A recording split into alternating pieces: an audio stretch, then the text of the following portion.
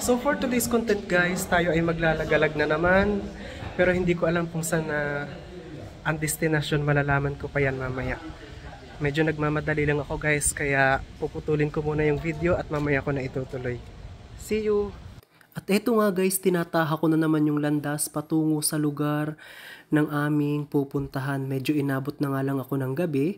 Actually kanina maliwanag pa, so sa sasakyan na lang talaga ako inabot ng takip silim. Shoutout pala sa aming pastor na talaga namang napakasipag magsundo. Saan ka man naroroon, pupuntahan ka niya. Shoutout sa iyo, Pastor Rem. God bless you po. At sa lahat ng iyong ministeryo sa Panginoon. Happy birthday as well. May you have more birthdays to come.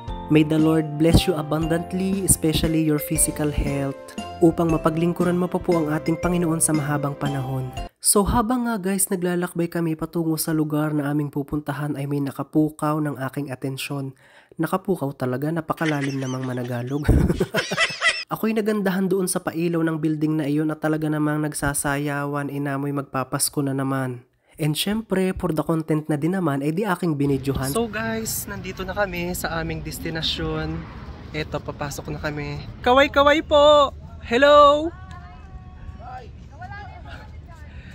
So dito siya guys, and we are now entering to the store. Dito pala kami pupunta. Okay guys, patayin ko muna, pasok na kami. Hindi ako makapag-video ng ayos, baka mahulog ako dito sa hagdanan.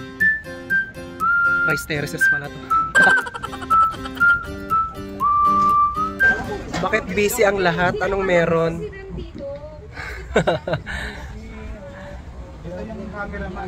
Oh, medyo marami pala kami. So yung iba waiting na, no? Ayan na, oh.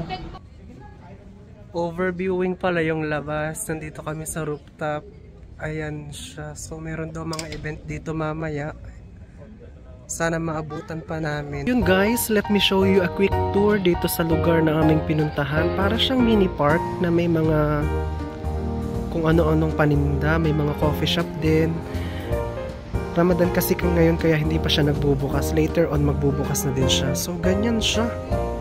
Para siyang park. Anong meron dito? So different type of faces. Hindi naman natin kilala kung sino tong mga to, pero isama natin sa video. So ayan, nakakatakot naman tumingin to si Sir. Nice one. Exhibit na exhibit talaga yung dating niya. May kinalaman siguro tong mga taong ito dito sa paggagawa ng building, baka kasi yung nag-construct. At dahil kung saan lupalop ako nakakarating, hindi ko namamalayan, meron na pala silang mga order na drinks. Ako na lang siguro yung wala. Palayas-layas kasi. Enjoy your tea guys!